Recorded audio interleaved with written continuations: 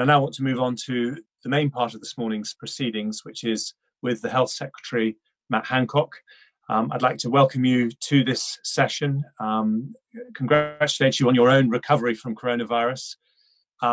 Thank you for your own huge efforts during this crisis, but also ask you to pass on through yourself our thanks, first of all, to your team at the Department of Health and Social Care, who are working extremely hard, but also to NHS staff more broadly, who we all know are doing an absolutely superhuman job at the moment. So thank you for joining us this morning. Now, you asked yesterday if you could have a few moments at the start of our session just to set out what you think the state of play is and your battle plan. So please do go ahead with that. Thanks, Jeremy, and thanks very much for having me. And I think it's very important that we have these sessions, and I'm delighted that Parliament is operating in this virtual format. I thought it was just worth starting by setting out the way we approach the things that we need to do to protect the health of the nation. And we think about this through our battle plan, which has 6 elements, and some of these we then put more detail on already in the public domain. The first, of course, is social distancing, and everybody knows where we're up to on that after the decision yesterday to extend the social distancing measures. That, of course, is mission critical for bending the curve down, and that is working. The second part of the battle plan is building up NHS capacity, because making sure that the NHS always has the capacity to treat patients is also mission critical. And thus far, that has always been the case. As of this morning, we have the highest figure again of spare UK-wide critical care beds of 2,769. And of course, the NHS Nightingale project, which has been an unbelievable rollout, is a critical part of making sure we've always got NHS capacity, and the ventilator project plays into that, and there's a whole load of parts to it.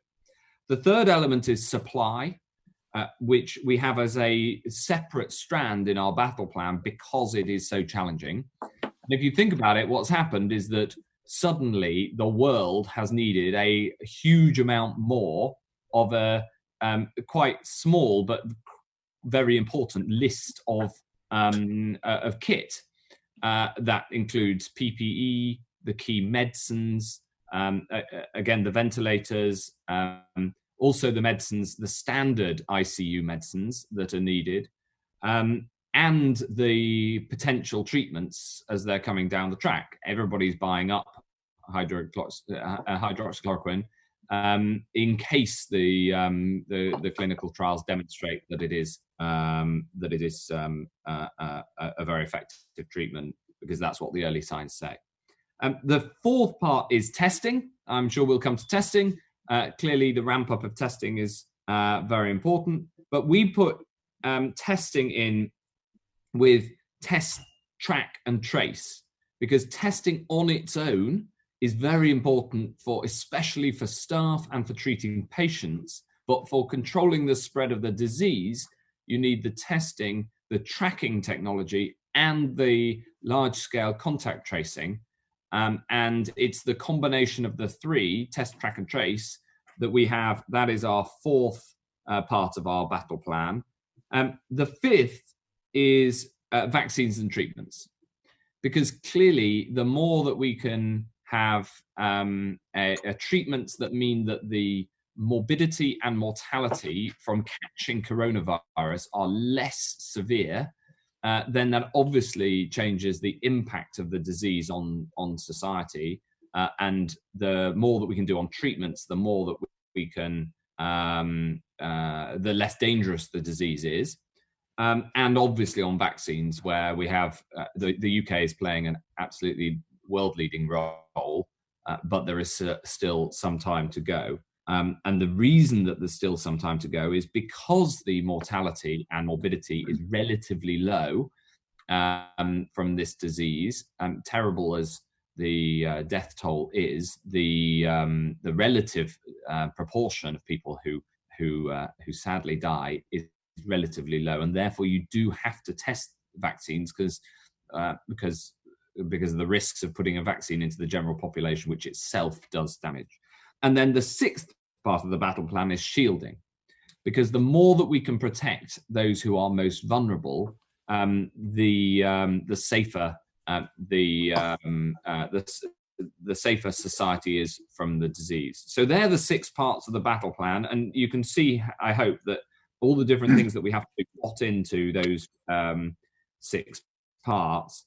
And overall, the goal is clearly to bend the curve down, and to make sure the NHS capacity is there, and at the same time to do the work to try to improve the ability of us as a society to cope with this disease, and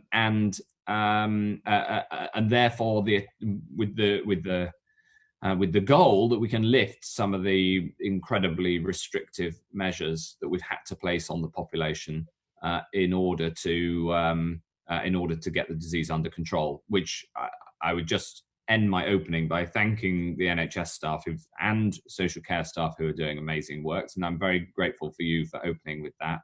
But also to thank the public, because it's only because the public have the vast majority followed the rules that we're now seeing the flattening of the curve. Thank you very much indeed for that. I want to start with the reporting of data, because that's something that where I think people have been puzzled. And could you just explain why it is that we're only reporting hospital deaths on a daily basis? So the overall goal here is to be as transparent as possible, and the quality of the data is the critical part to the answer to this question. So we have daily reports of deaths from COVID-19 or people with COVID-19, whether it's deemed by the clinicians as the direct cause or somebody dying with COVID-19. We have that in daily reports that come in through the 4 NHSs in the 4 nations and come into a central point and are then published. The data of deaths of people who have COVID-19 and die outside of hospitals takes longer to collect, and that's because it is recorded on death certificates, and death certificates are often written a couple of days after a death. They're not always written at the same time as the death, and then they're registered and go into the registry, and then the data can be published. So the reason that the ONS publishes with a lag the overall number of deaths as opposed to deaths in hospital is a data collection issue. Every death in any setting matters and is an important part of our analysis. Of course it is. And we have managed to work with the ONS to bring forward the publication of overall deaths of people with COVID-19 to, I think the lag is now 5 days, whereas when it started it was 2 weeks. So the ONS have done good work to bring that data more up to speed. But naturally, because everybody's looking at the number of people, this data, not only to understand what has happened, but also to try to understand where we are with the transmission of the disease. I understand why people want that up to date. We rather than holding the hospital's data back until we had the whole data, we think it's better to publish the hospital's data when we have it, and then publish the overall data when we have that. Okay, we've got a lot of questions to get through, so if I could possibly ask you just to be fairly brief on the answers. You talked about the ONS. They say there have been 217 COVID deaths in care homes to date.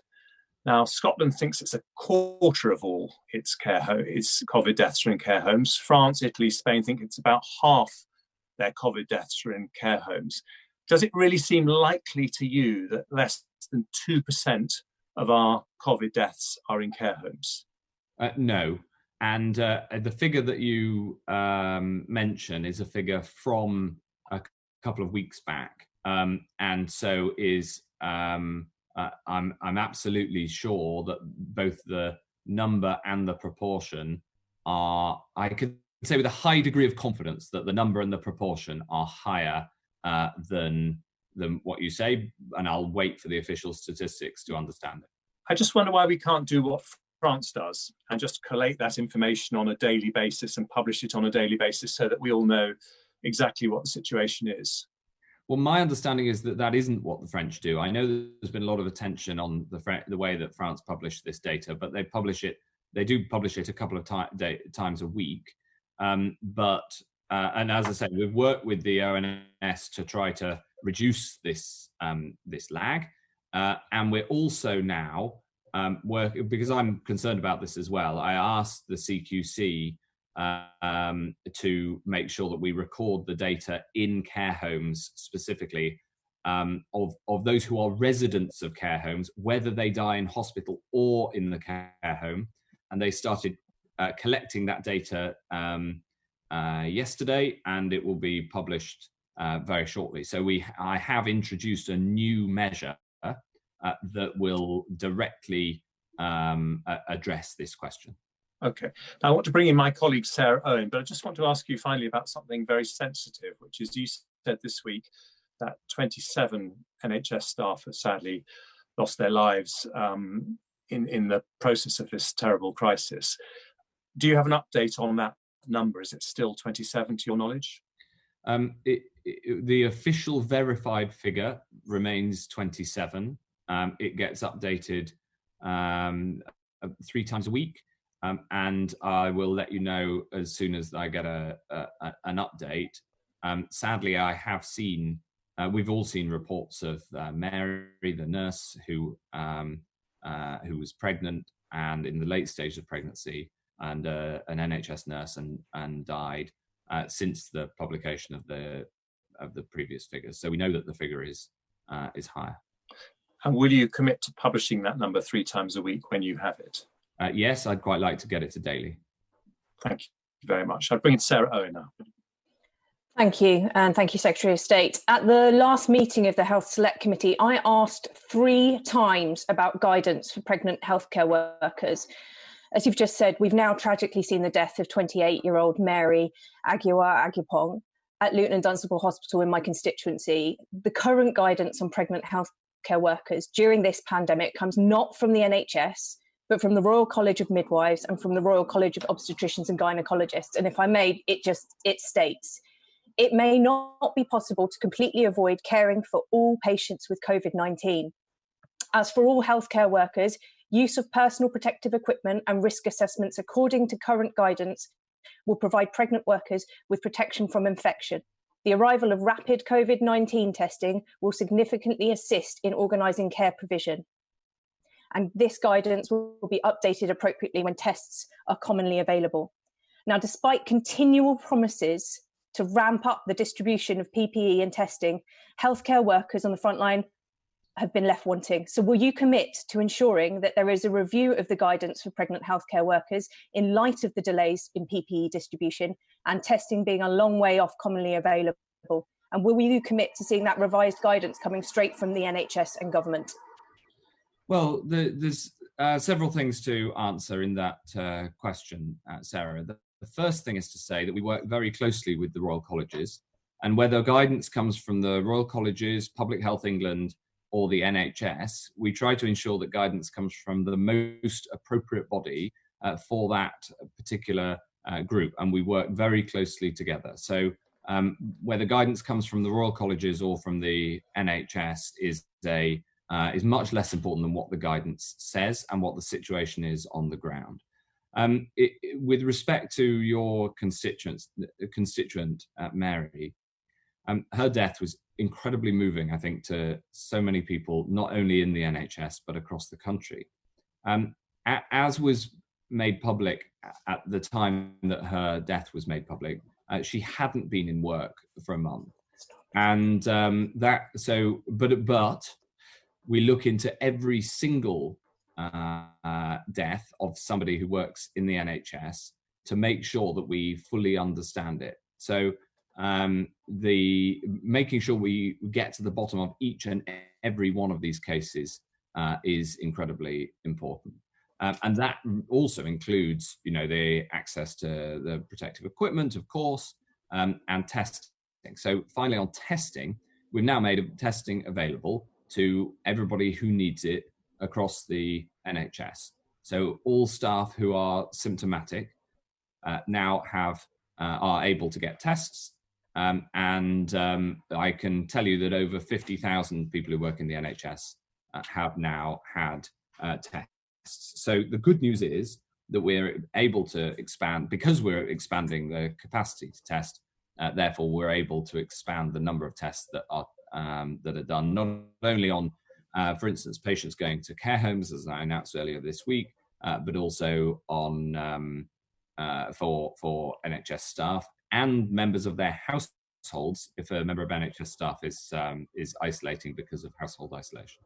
Thank you. We'll come back to testing and PPE later, but Yvette Cooper had a question on this point. Thank you very much. Health Secretary, just a very quick factual question. Do you have an estimate for the number or the proportion of NHS staff or social care staff who have been infected with COVID-19? No, I don't. What I have is an estimate of the proportion who are off work because they either have suspected COVID-19 or a household member does, which is a little over 8%. And obviously, with the expansion of testing, we hope to be able to get that figure down. Thank you. I've got Tom Tugendhat and then Taiwo Watemi. Thank you. And Matt, please do pass on as well, our thanks as well to everybody in the NHS who's doing an amazing job, not just for British citizens here, but of course many others from around the world who are in the UK. And on that basis, can I ask, what agreements have you been able to come to on reciprocal arrangements for British citizens abroad and other citizens here, so that British citizens overseas can also access care wherever they happen to be? Well, it's a very important question, Tom, and one that we went through in the debate around Brexit. And we have also reciprocal healthcare arrangements with a small number of other countries in the world, like Australia. I would like to expand that. We had to drop the legal changes to do that during the Brexit parliamentary process. But it's something that I'd like to see us expand those formal reciprocal arrangements around the world. Now, of course, first and foremost, one of the principles of the management of epidemics is that people should be treated by the health system in which they find themselves ill. So you'll remember that the very first COVID-19 patient here in the UK was a Chinese citizen who'd come to visit, and we treated him and his one of his parents in Newcastle. So that is the overriding principle. However, we're also highly pragmatic, and we have run a huge effort that no doubt you'll be aware of, that Dominic Raab has led, in order to ensure that people can come back to the UK because of the collapse of the international travel system as it was before the crisis hit. And that repatriation has both been for people who are ill and people who aren't ill. And it's been particularly challenging and acute for people on cruise ships because they do not have a nation of residents. But the time taken to get a cruise ship back that's on the high seas would have been, in many cases, too long, given that there was an outbreak on board. So there's been a huge operational side to this that you're better asking Dom about than me. But also there is that overriding principle that we treat the people who are here. Well, Thank you. Oh, sorry, Tom, quick one. Oh, yes. Sorry, no, come on. We will, of course, ask Dom about the practicalities, as you rightly say. The second thing I just wanted to ask very briefly on the international aspect is, clearly, in a pandemic, learning off others is absolutely essential. How are you finding transparency and openness from other countries is affecting our ability to respond and keep our people safe? And what conversations have you had with countries that are successful, like, for example, Taiwan? Well, we do have conversations with colleagues right around the world all the time, and especially the regular G7 discussions. There's a G20 set of G20 discussions that are coming up this weekend, and with countries outside of of those sorts of formal settings. Especially early in the crisis, there were issues around quality of data, but I think everybody is doing their level best to get the best data that they can. I mean, as right from the opening of the question at this select committee, there are challenges in getting the right data and getting the data out. What my task is to use the very best data and try to understand the countries where certain things are going well. Also try to understand countries where things aren't going so well, and to learn, what's gone wrong, as well as what's gone right. So we do talk to countries right around the world, and we're constantly trying to learn. Thank you. Now I want to make sure we have plenty of time to ask on testing and PPE. So final three brief questions on this section on data from Taiwo, then James Murray, and then Rosie Cooper.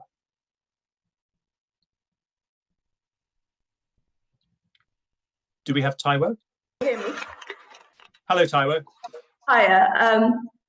Good morning, Secretary of State, and thank you for coming up. This is regarding actually PPE. So just yesterday, a nurse at my local hospital spoke about her experience on the front line. She described the low morale among staff due to the lack of support, and she comes home every night crying after a 12-hour shift. Now, Megan said, and I quote, that she's scared and terrified given the lack of PPE. Now, due to the nursing shortage, those on the front line are scared and afraid about the virus. What I want to know is, what support are you giving to ensure that nurses and other professionals feel safe, and you're addressing the lack of morale amongst these teams? Well, this is an incredibly important question. And could I just ask, which is your local trust? University Hospital Coventry in Warwickshire. Okay. So this is it's incredibly important, because morale of those who are on the front line is so important. And, people talk about, some of the things that the public do to show their value. And I know from talking to people in the NHS and in social care that they really matter. Things like the new care badge has gone down very, very well amongst people in social care, and I'm really proud of it. But these things are only a part of the story, because making sure that people have the support that they need, exactly as you say, when they're in work, is so important. This is why we'll come on to PPE in detail, no doubt, but this is why PPE is absolutely critical. It's also why the expansion of testing to NHS staff and to social care staff when they need it is I'm very pleased that we've been able to do, because we've been able to ramp up the amount of testing so fast. And the final thing I'd say is that we pay tribute regularly to the staff in the NHS. The fact that we have the staff and the physical capacity, for instance, through the Nightingale hospitals with the ventilators, to be able to treat everyone who needs it, I think is a really big positive thing that we've been able to achieve during this crisis. Because it means that NHS staff are not having to make decisions about who gets the treatment. Of course, we've got to resolve the issues around PPE and keep expanding testing, but making sure that we have that capacity, not only the physical capacity, but also the staff, is a very good thing. And we've had staff returning to the NHS, almost 10,000 nurses, and I'll try to get the overall figure. And that's been something that I think people have seen, and people really value the things people have done there as well. Thank you very much. Taiwo, is it PPE? Could we come back to that in the PPE bit later? I was just actually talking about morale. Okay, why don't you ask that then? Go on then. You ask that. I've spoken to a lot of pharmacists over the past weeks, and a lot of them have expressed their concerns about the fact that a lot of frustrated customers have been attacking them, and some pharmacies have resulted into hiring security staff. Now, what I want to know is, what is the government going to do to ensure that these frontline workers feel safe and they're not subjected to abuse whilst they're actually doing their job? Yeah, well, I'm really glad you picked out pharmacists because I think, pharmacists are a critical part of the NHS family. And because they work in the community, they're often closer to the communities who they serve, and they're part of the NHS. So we've put extra funding into pharmacy, an extra £300 million because of the challenges that they face, and in particular high demand for medicines, so to help them with their cash flow. We're also working with them on PPE, and not only on having the equipment, but also making semi-permanent changes. So, for instance, putting glass screens up so that there's a lower amount of transmission and lower risk within pharmacies, and supporting them to do that. And so pharmacies are an absolutely critical part of the NHS team. Thank you. And Taiwo has a background as a pharmacist, actually, which is why it's important that she asked that question. We're just going to have two final brief ones on data from James Murray and then Rosie Cooper. Thank you, Chair. And my question is just really to understand how we're using the data to make sure the strategy is right in different regions, and in particular, in my case, in London. Because on the 2nd of March, you wrote in the Evening Standard, Secretary of State, that your actions would always be guided by the expert scientific advice. Then on the 17th of March, the government chief scientific officer told this committee that London is ahead of the rest of the country where it is on the outbreak at the moment. So putting to one side the question of whether the government was too late in waiting until March the 23rd to introduce lockdown measures nationwide, why did you not, at the very least, apply them sooner in London? Well, it's an important question. I think that we took the right measures at the right time. We did consider having a London-specific lockdown and decided that it was better to do it across the country as a whole. And that's for two reasons. The first is that if you put a lockdown in one part of the country, then there's still travel from there to the rest of the country. And so it isn't as easy as that. And the second reason is that actually one of the really strong things that's come through this this crisis is that the country is acting in lockstep. And if you look at the response to the social distancing measures, they've been very similar across the whole UK. And really the country's come together.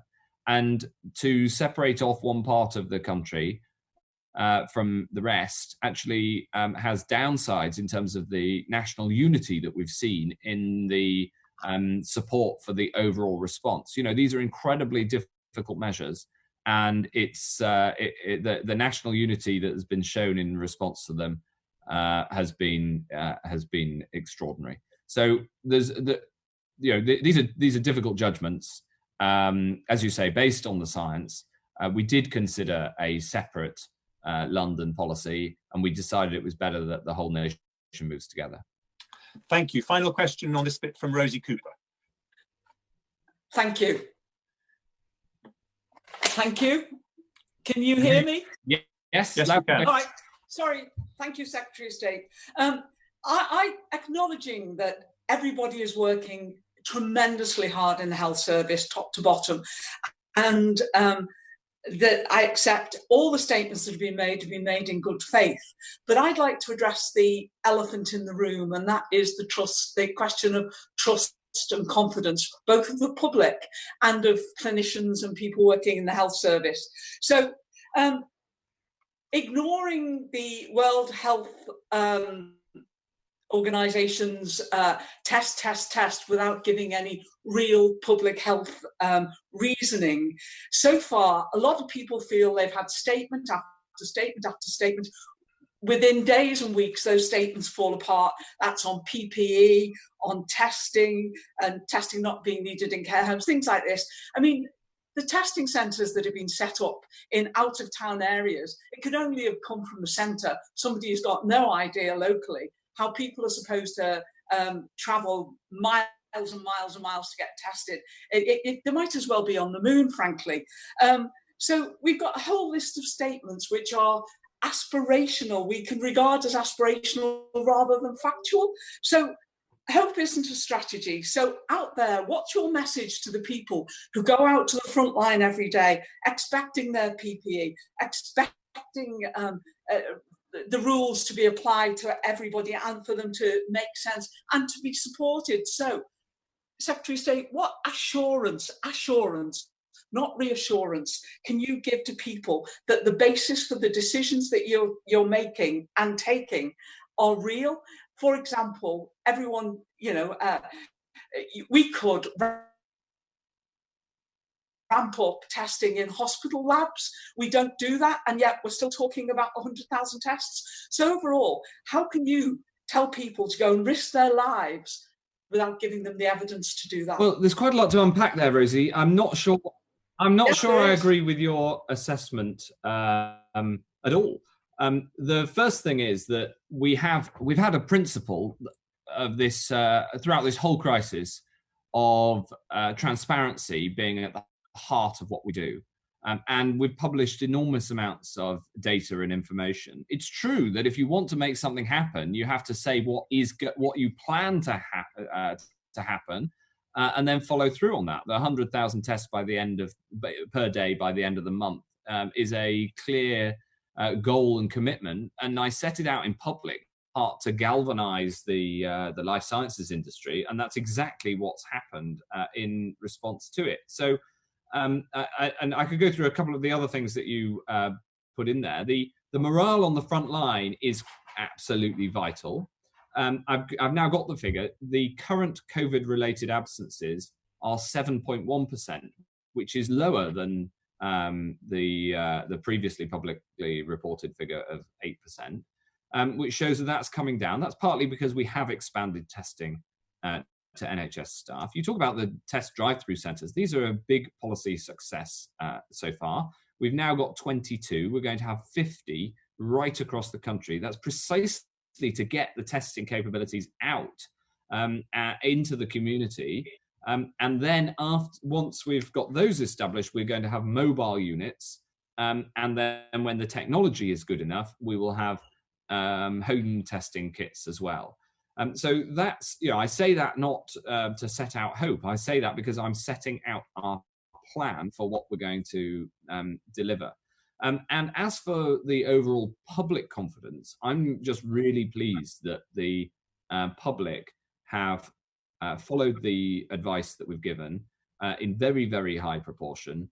And that has had the consequence of overall doing the most important thing in this crisis, which is to flatten the curve so that we can see that over the last 10 days or so, the number of new cases and the number of new cases arriving in hospital are both flat, which is very, very good. Thank you. Secretary of State. Okay, Rosie. Secretary of State, I would just ask the Secretary of State to think about the actual implementation locally, doing all this centrally and not doing it. These out-of-town testing centres really difficult. You're not getting the throughput you should have. Well, we'll come on to that in testing, but there is spare capacity there that we need to use. Yes. Thank you, Rosie. Well, that was a good bridge into our next topic, which is testing. And the first thing I want to say is you announced, Secretary of State, a very ambitious target of 100,000 tests a day on April the 2nd. That's been widely welcomed. Could we just start with an update, not on capacity, but on how many tests were actually conducted under each of the pillars of that programme yesterday, so we can have some sense as to how we're doing? Yes, I can give you those data. I'm just trying to... I'll just get hold of them. The overall number was just over 18,000 yesterday, so a rise of 4,000. And the vast majority of that was in Pillar 1. The number in Pillar 2 was around 4,000.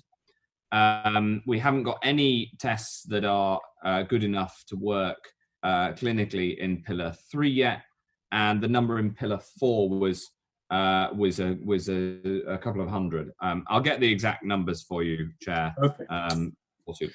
Thank you. I mean, would it be possible, as this is so central to what the government's doing, to publish these numbers on a daily basis so that we can just see exactly how the progress is happening?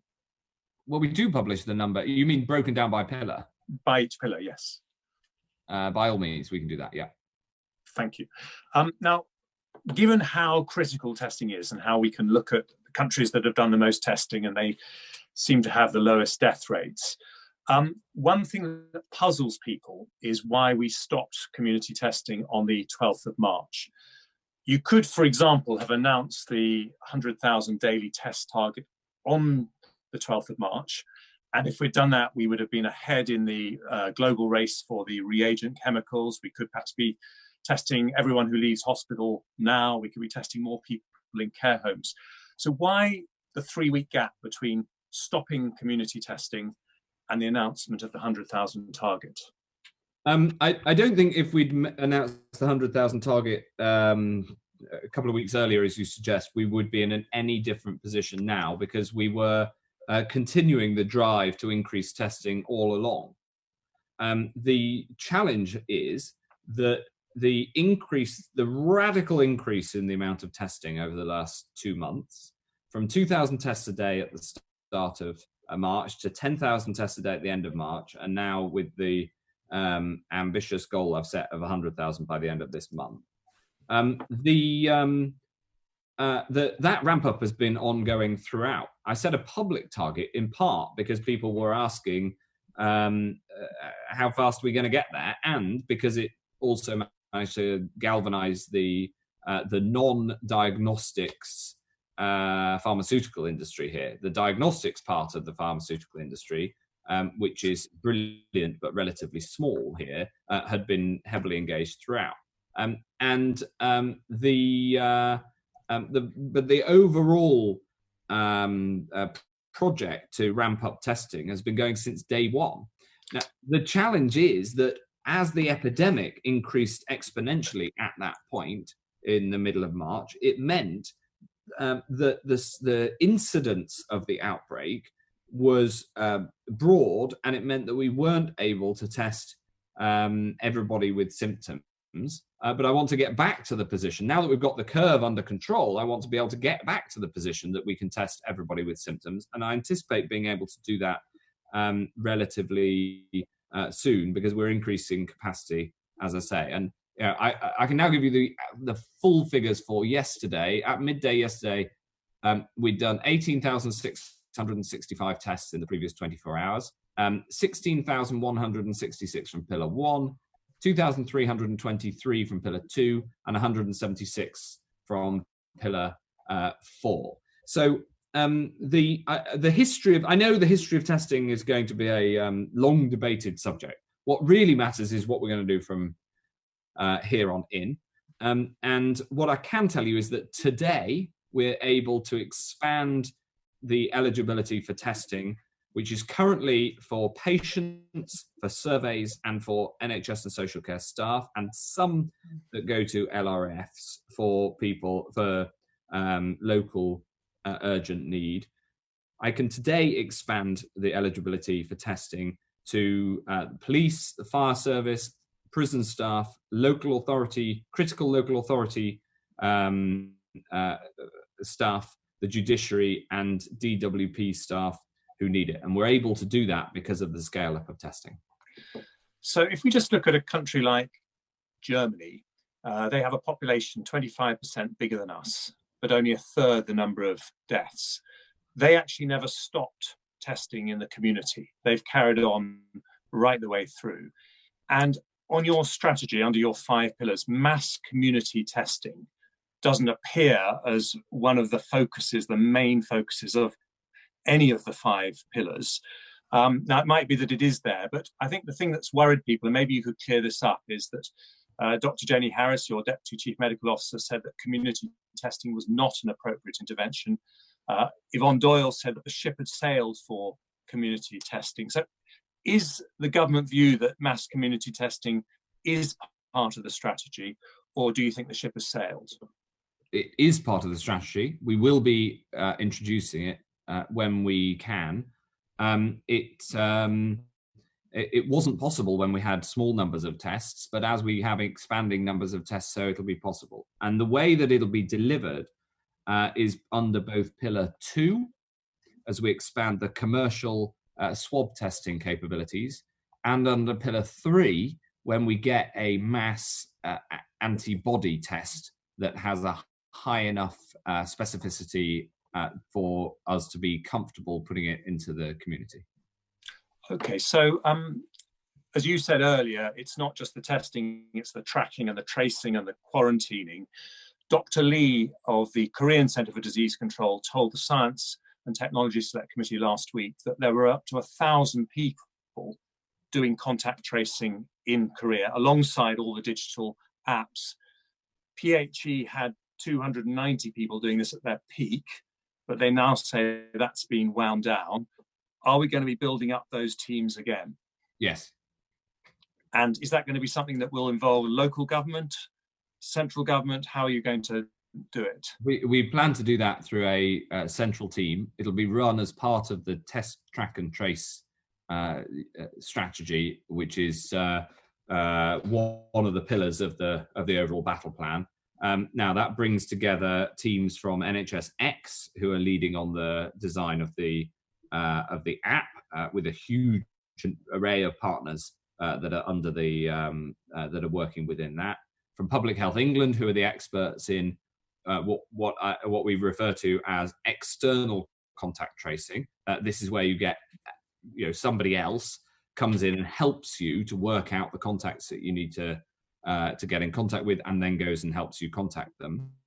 There's also, when this is, the app is itself a contact tracing app. That is the point of it, is to be able to assist individuals to do contact tracing themselves by notifying people who they've been in close contact with when they've downloaded the app. And then, of course, link that to testing so people can get the tests. So the test, track and trace is one piece of work with those three critical strands, and then you have to have a quarantine policy to back it up. So you have Kathy Hall, who's your official in charge of testing. Yes. Has she got someone working directly for her who is full-time just on the contact tracing side of this? So the way this is organised inside the department is David Williams, who is the second permanent secretary here at the Department for Health, is responsible for test, track and trace overall. Matthew Gould, who's the chief executive of NHSX, runs the app part. Kathy Hall runs the testing part. And Duncan Selby at Public Health England is responsible for the contact tracing element. Thank you. And a final question from me on this one. Yesterday, Dominic Raab announced the 5 tests that would need to be passed before we exit the lockdown. Now, the WHO guidance for ending lockdowns actually has 6 criteria that countries are advised to follow. And the second of those 6 criteria is that there must be capacities in place to detect, test, isolate and treat every case and trace every contact.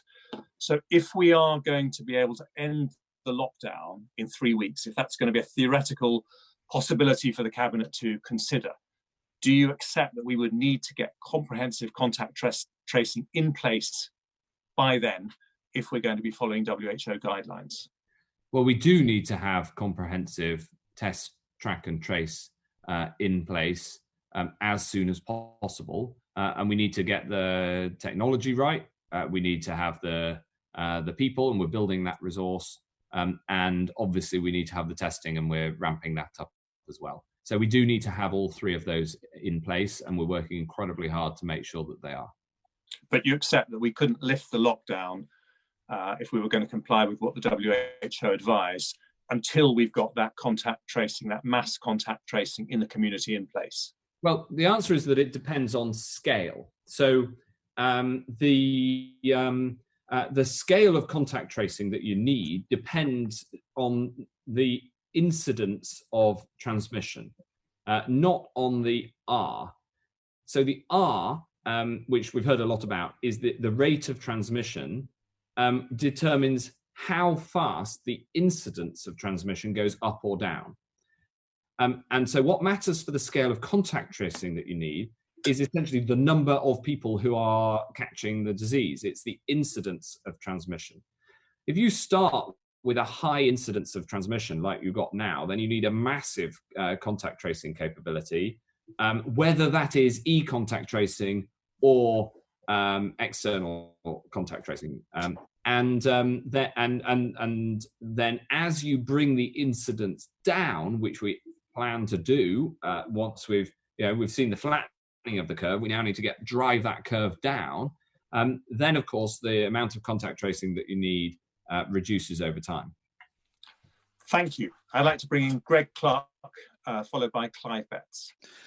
Thank you, Jeremy. Secretary of State, my committee, the Science and Technology Select Committee, has heard international evidence that a very high proportion of people with COVID-19, it's at over 50%, are asymptomatic themselves, but can infect others. Yeah. Have you received expert representations that asymptomatic NHS and care workers should be routinely and regularly tested? This is something that we are looking at. The asymptomatic transmission of COVID-19 is one of the novel features of it. It is not typical amongst coronaviruses and is one of the single most difficult things that has caused this pandemic to be so severe across the world. And the answer to your question very precisely is yes, that's something that we're looking at, and I'm talking to hospital chief executives about. When do you think you might be able to make a response with actions on that? In the coming weeks. And this plays in. This is all determined by the by capacity within testing and by the gap between the testing that we are doing at the moment, as I read out the figure 18,665, and the current capacity as of today, which is 30,000 across pillars 1 and 2. That means that we have capacity for 10,000 more tests a day than we did yesterday, which I find, given that the pressures on testing, is frustrating. And we want NHS staff to come forward, and I've also expanded testing to social care staff and to more residents in social care, and now today to other public services like police, fire, prison staff, and others. And one of the further things that we're considering but have not yet been able to take forward is mass testing of asymptomatic staff within the NHS. Thank you. It's obvious that if we're going to test asymptomatic people within our care settings, as well as expanding to care workers and others testing, we're going to need much more testing. Yeah. Now, you've talked about ramping up testing capability, but it's important that we should learn the lessons as we go. That's the basis on which science proceeds.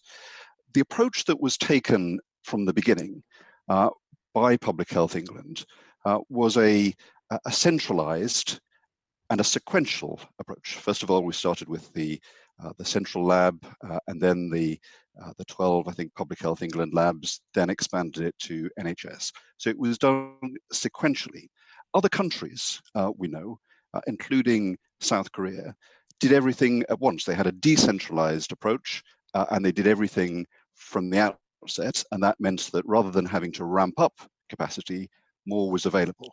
Now, a decision was made to reject that model. Sharon Peacock, in evidence to my committee, said that had been considered and rejected. So the first thing is, will the evidence that informed the choice to reject that model be published? It was nearly 4 weeks ago when Sharon Peacock committed that she would do that. It's important that we should be able to see it. And learning the lessons going forward, and it is important to do this, when it comes to the wider deployment of antigen tests and subsequently of antibody tests, and indeed we hope vaccines, will this approach of being centralized and sequential be revised in the light of the evidence? Well, we are ramping up on all of the pillars. And as you know, some of the pillars are the delivery of the in-house capability, like especially Pillar 1, Public Health England and NHS labs, and other labs that can contribute. And then the pillar 2 and 3 are very much commercial based in parallel, bringing the commercial capabilities of the that we can get our hands on to bear. And that is so that is happening absolutely in parallel. I didn't know about the commitment to publish any evidence behind PHE's original decision, but I'll certainly look into that. Thank you. Bets, and then we've got Laura and Yvette. Right, thank you, Jeremy. Secretary of State, we've rightly given our thanks to all those in the NHS doing such a wonderful job for us, but I'm sure you'd want to join with me in also thanking everyone in local government, whether those in social care, those organising volunteers, or those in public health and environmental health, who are really contributing enormously to the battle against this virus. So it's that issue about environmental health and public health capacity that I want to ask.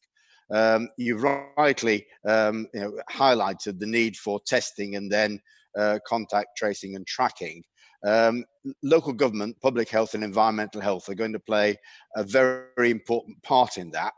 But we know in the last 10 years that austerity has meant massive cuts to those services in terms of the resources they have.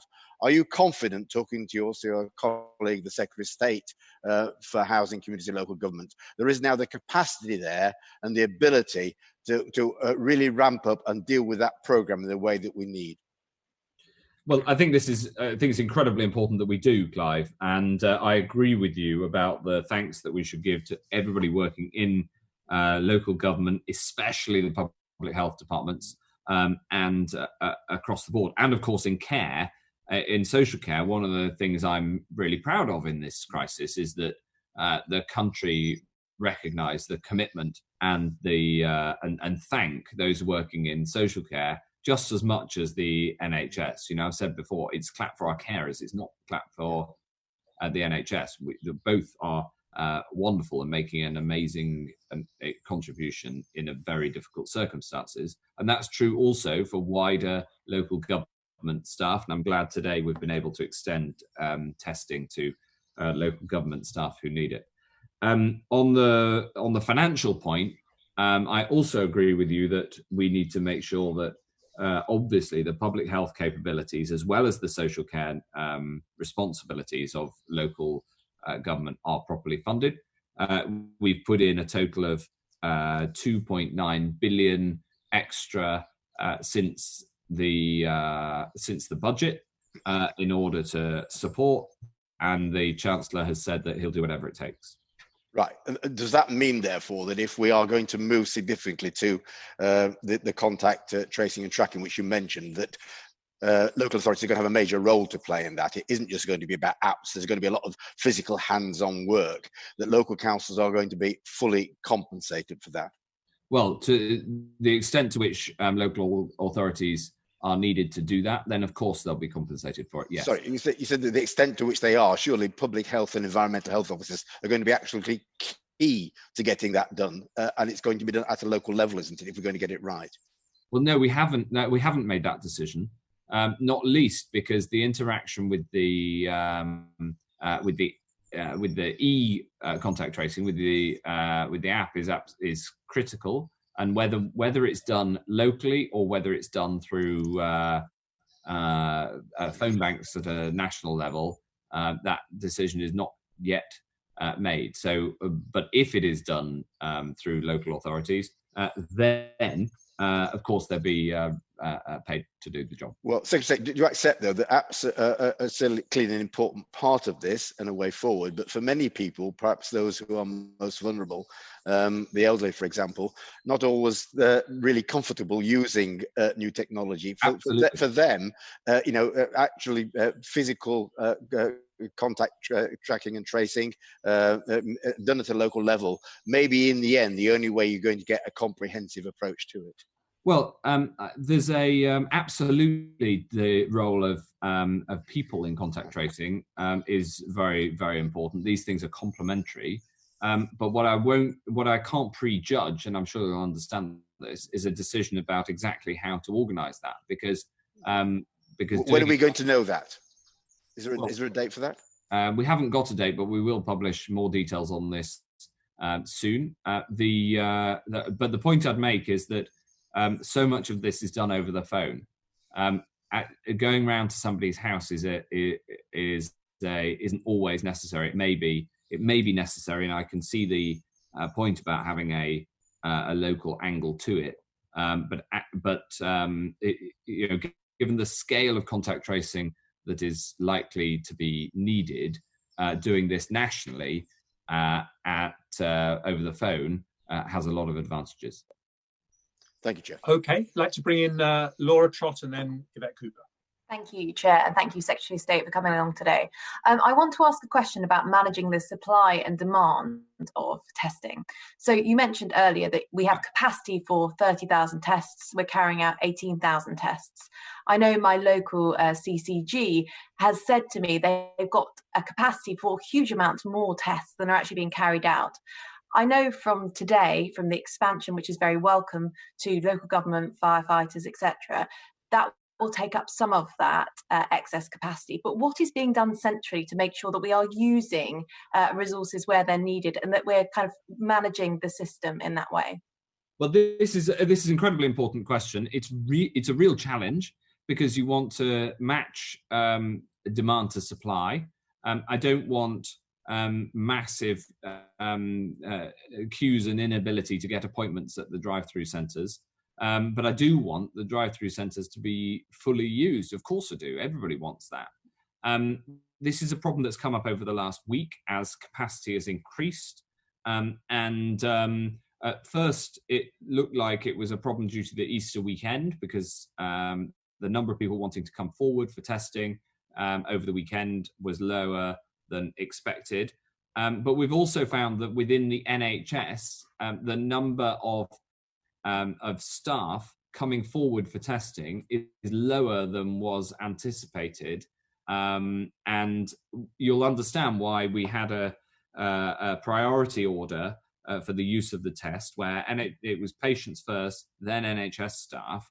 Frankly, the number of NHS staff coming forward wasn't as high as expected. And therefore, we extended it very quickly to social care and to both to residents and staff in social care. But because capacity is going up sharply, I'm therefore able to expand it further, and we'll expand it again as soon as the capacity is there to use to make sure that capacity is used up. So we have a priority order. And we're running through it, and it includes the suggestion that was made. I think it was from you, Jeremy, that we should also test asymptomatic people in hospitals and in care homes as part of the survey strand, which goes alongside all of this, so that we can find people who are asymptomatic but carriers of the disease and may also transmit it, and also so that we can understand the prevalence of the disease especially in hospitals and care homes. Thank you. 2 quick follow-ups to that. So if there is excess demand in one area and excess capacity in another, is there someone who is matching that up within Public Health England or the NHS? Yes. Brilliant. And then secondly, just in terms of NHS staff, carers accessing tests, is there a way that we can increase communication as to how they do that? We had some evidence earlier that in many places it's slightly unclear, although obviously it's very welcome that numbers are going up overall. Yes, so as far from a policy level, it's very clear, but I understand that this is policy that changes relatively rapidly, and so cascading that to the front line is a challenge. In policy terms, if you're in the NHS, go to your line manager. And if you're in social care, then you go to your line manager, and the social care organisation should go through the CQC. The CQC are playing a very important role in this. So it's really clear how to get hold of the test. That's all written on the website. The question is, there is an operational question of cascading that that information to those who are symptomatic right through the system. Thank you. Yvette Cooper. Thank you, Health Secretary. Germany, Italy, South Korea, New Zealand, Australia, Canada, Austria, Greece, Ireland, Singapore, many more countries all ask people who are arriving in the country to self-isolate or to quarantine for 14 days. In the UK, we don't have any of that. On the 13th of March, around the same time that we stopped the community testing and tracing, we also got rid of the guidance which said that people arriving from high prevalence countries like Wuhan and Italy and so on at that time should self-isolate for 14 days. Why don't we have any guidance like that on self-isolation for people coming into the country? Why aren't we taking a precautionary approach? Well, we have the same guidance for people to self-isolate when they arrive as if you have symptoms here, and we have facilities to ensure that people who arrive and are symptomatic can self-isolate even if they don't have anywhere to go to. So the NHS has a contract with hotels to put people in those hotels if they arrive and display symptoms. So we do have that capability, and it's true that when the current incidence of the disease in the UK is high, and given that there's been a collapse in the number of people travelling internationally, that is it is not. I'm advised by the epidemiologists. It is not an epidemiologically significant route of transmission in the UK because the current incidence is high. Of course, if we succeed in getting the incidence of transmission lower and much lower, which I hope that we will, then you have to ask the question of how to protect the UK from people who have been in a place where that incidence of transmission is much higher. It's very difficult to understand the nature behind this decision because, I mean, reported 130 countries have some kind of requirement or restrictions or at the border, like isolation or testing or other forms of restrictions, and we don't. So it's hard to see why the advice to us, the science that you're talking about, is somehow different the science that every other government is looking at across the world, especially given that you haven't published any of this analysis and science. I understand that obviously if the staff on the airplane spots somebody who is coughing heavily and so on, there may be extra provisions at the border. But given the asymptomatic issues and so on, it is hard to understand why you don't have some kind of precautionary approach for self-isolation or quarantine, because you did have at the time before when you had community testing and tracing in place. And even if these are a small proportion of the overall number of transmissions taking place in the country at the moment, a small proportion of a very large number is still an awful lot of people. So will you at least publish the analysis behind this decision, and will you look at it again in the light of what other countries are doing? Yeah. So I disagree that we're not doing anything. I set out what we are doing, and it's similar to many other countries who are following the science. But of course, I can absolutely commit to keeping this under review because you've understood precisely the reasoning behind the current policy, but that policy is dependent on the current situation, and many things change fast in this epidemic. But if you were actually trying to minimize the number of transmissions completely, you would still be trying to minimize the number of transmissions coming from abroad. Even if there are a higher number of transmissions happening elsewhere, what this looks as though you're doing is it looks as though you're not actually trying to stop any transmissions that you can, and you're just looking at broad brush policies. Why would you not try and prevent every possible transmission, including for people arriving from abroad who may be very easily able to self-isolate. You're not actually asking them to do anything very hard. Well, that isn't what we're doing, as the way you characterise it, and we follow the science on this, as we do on the decisions that we take. Would you publish the science? Will you publish the science on this? Very happy for the chief to ask the chief medical officer to publish the explanation behind the decisions that we've taken. Absolutely, yes. And the analysis behind it as well, not just the summary. Thank you very much. Thank you very much. I want to now move on to the issue of protective equipment for health and care staff. And if I could, I just want to ask you about an issue that's been in the media this morning. Are you confident, Health Secretary, that all our hospitals will have enough gowns to see them through the weekend? Well, the challenge of getting protective equipment out to everybody who needs it is an incredibly difficult one. Firstly, it's a challenge of logistics, because suddenly over a short period of time we've gone from needing a small amount of protective equipment to needing a very large amount of protective equipment. Just to give you a bit of context before I answer the question directly, we have, as of this weekend, we will have shipped 1 billion items of personal protective equipment across the UK. So this is I've called it a Herculean effort before. It is a massive undertaking, and it's understandable in a massive undertaking like that there are complications and that there are challenges, and I take responsibility for getting PPE out to everyone. This isn't a responsibility. Of course, there are many players in it, and a hospital chief exec has to make sure that the PPE gets from where it arrives in the hospital to the right part of the hospital. But we take responsibility for the delivery of the whole system. We are tight on gowns. That is the pressure point at the moment.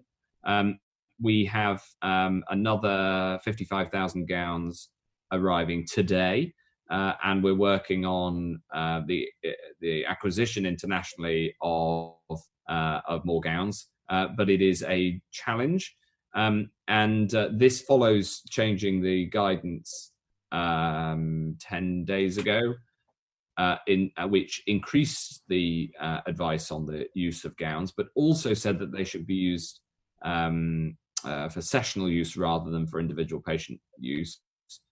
And it is a big challenge delivering against that new guidance, and we're doing everything we possibly can. My team are up, up all night. We have a 24-hour operation because the team in Beijing and some of the other embassies around the world are working through the night on that acquisition. But just to so the public understand, based on the information you have in front of you now, are going to be able to get gowns to everywhere that needs them over the course of this weekend?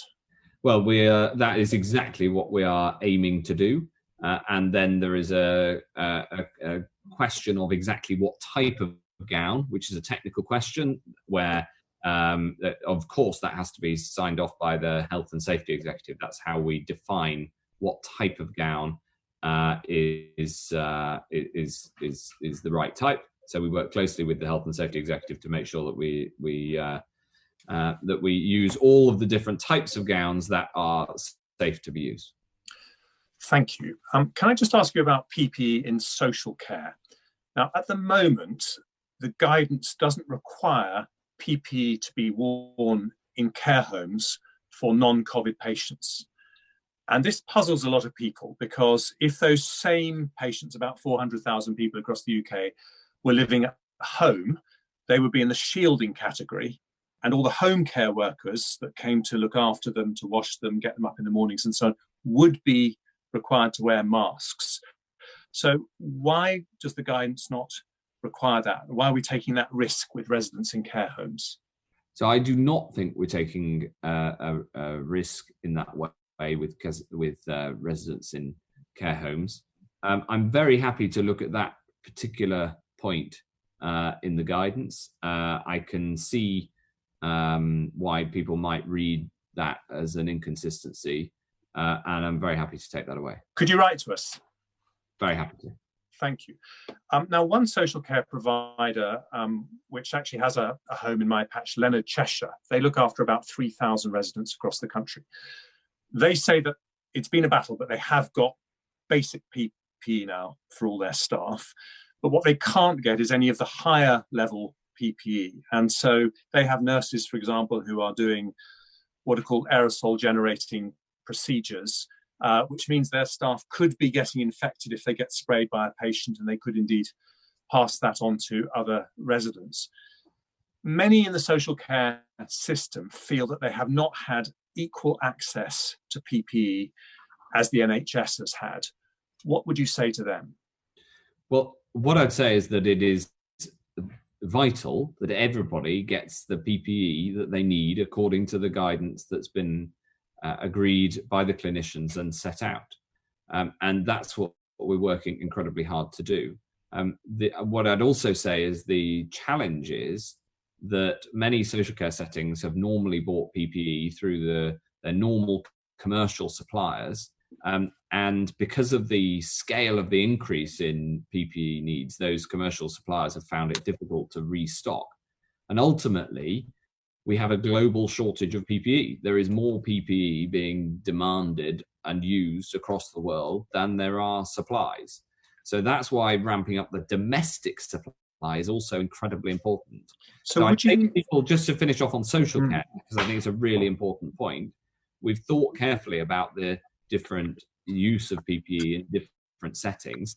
And for me, it is just as important to get the right PPE to the right people, no matter what their setting. So would you allow social care providers for the higher level PPE to access the NHS supply chain if they can't secure it on the open market? Oh, yes, we've absolutely. That's one of the big changes that we've made. We're rolling out what's called the Clipper service to social care because the NHS supply chain has brought in an online delivery and request system. If you think about it, the NHS supply chain traditionally has been an organisation that gets kit to about 230 hospitals. We now have a responsibility to deliver PPE to 58,000 settings. So NHS supply chain has gone from what is essentially a wholesale distribution to a retail distribution in a very, very short amount of time under intense pressure. I think they've done an amazing job. We've then brought in Clipper and the Army in order to bolster their logistical capabilities. It's been incredibly difficult, of course, I don't deny that. The team have been working incredibly hard on it, and I pay tribute to them, and I think that they deserve our thanks, because in getting PPE out to everyone, I understand the pressures that it in the system, and I understand why people feel so strongly about it. But the one thing that I can be absolutely sure of, hand on heart, is that everyone in the system is doing all they possibly can to get the right PPE to the right places. Thank you. Just a final one from me. I just want to ask about a group of people who aren't talked about as much as they should be, and that's the home care workers. Yeah. People who go around to people's homes. There's about 500,000 of them across the country. See about between 5 and 15 people every day. Now, a back of the envelope calculation suggests that that group alone will need about 150 million pieces of PPE between now and the end of May. Are you going to make absolutely sure they get it? Yes, they are part of the team across health and social care that I worry about. We've got there's around 10,000 different locations from which the people who talk about those who work in domiciliary social care and go out to people's homes. There's about 10,000 locations they work from, and they are part of the 58,000, which includes them, the care homes, pharmacists, primary care, all of the different touch points of the NHS and the social care system, who all need and deserve to get PPE. Thank you. Now, I've got lots of questions from committee members. If I could start with Dean, and then I'll go to Amy, James, Paul and Clive. So Dean. Thank you. And first of all, Secretary of State, can I thank you and your team for being so reactive over the past few weeks. Whenever I've had a question, I've got a response very quickly, and thank you. I've got two questions, which I'll try and be as brief as I can. First one is on PPE. From chatting to frontline workers, what I'm hearing is that some of the anxiety that's happening is because of the changes in the rules around PPE. So obviously Public Health England put their guidelines out, which were different from the WHO guidelines, and then more recently that shifted to WHO guidelines, as I understand it. And I think that's caused some concern around actually why didn't we do that from the start? So if you could answer that. And then the second question is actually not PPE related, but it's a critical one for my constituents and elsewhere in other hospitals. As you'll be aware, we had a critical incident in Watford a few weeks ago around oxygen. I'd just be interested to know, what's been done to ensure that there aren't any more of those issues happening either at Watford, but also at other hospitals across the UK. They're both very important questions. So on the first, of course, on exactly what PPE is required in what settings, you'll understand I have to take clinical advice on that. However, I wasn't comfortable with clinical advice that even though it's what our clinicians had concluded was the best outcome, was the best advice, was not at the level set by the World Health Organization. And if you think about it, in part, this is about the PPE stocks that had been built up and fitting the proposals of what people should wear when to what the stocks are. And I think that instead I said we've got to be at WHO standards or higher. And the clinicians that came forward with that upgrade, and I'm very glad that they did. Now, of course, also, PPE must be used according to those standards and not higher, and that's why we set them out in such a clear way. And we've got to make sure that that people know what to do in the circumstances where PPE supplies are tight. But this is something that we're constantly working on. And the core answer to your question is that it is, I'm guided by the clinicians in terms of what PPE is right in what circumstances. On the second point, of course, the supply part of the battle plan has PPE as one of the most high-profile elements, but it has a huge amount in it. And making sure that the oxygen supplies work is very important. And I think it was almost 2 weeks ago now that we had a problem because one of the oxygen machines, one of the pumps, broke at Watford, which meant that we had to divert patients coming in by ambulance to other local hospitals. I'm glad to say that no patients had a problem, and there wasn't a risk to patient safety. The situation was managed extremely effectively, and we brought in technical experts to sort the engineering problem that there was. And the supplies of throughout the NHS, we're looking at strengthening where they're old or out of date those oxygen supply, the physical equipment, and it's an important technical problem. Okay, and can I just follow up to a very quick PP thing on the question around the access to that? Can you just confirm that no nurse or doctor who wants to perhaps use some additional PPE because of concerns are going to be policed and told that they can't if they're concerned about what they've been asked to wear?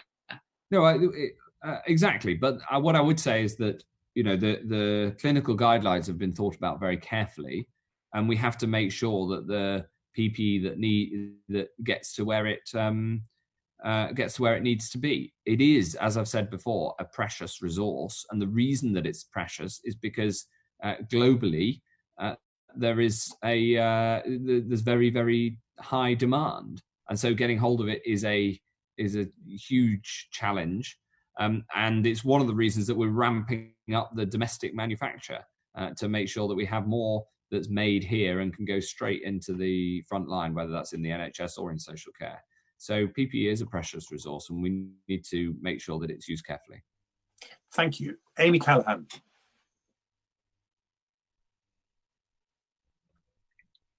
Do we have Amy? Yep, thank you. Hi. Hi, Secretary of State. I understand there's widespread concerns regarding the availability of PPE. I represent a constituency in Scotland where concern around PPE procurement is high, given conflicting media reports and statements over the past couple of days. Can you please specify the alternative arrangements that you've stated are in place for Scotland and Wales around PPE procurement? Well, we have a UK-wide approach to PPE. Although the NHS and social care, of course, are devolved, I have an overarching responsibility for the response to a public health crisis right across the UK. And I work very closely with my counterparts in all 4 nations. We've seen, for instance, in Northern Ireland, we sent a shipment of PPE to Northern Ireland, and they sent gowns to England because they had more gowns than they needed, and we were short of gowns. So this sort of this team effort right across the UK is incredibly important. And I speak to my opposite number in the Scottish government, and we make sure that we work it as best as we can. We've shipped a total of 11 million items of PPE from England to Scotland. So I suppose that is the that demonstrates just what a team effort it is. Thank you very much. James Murray.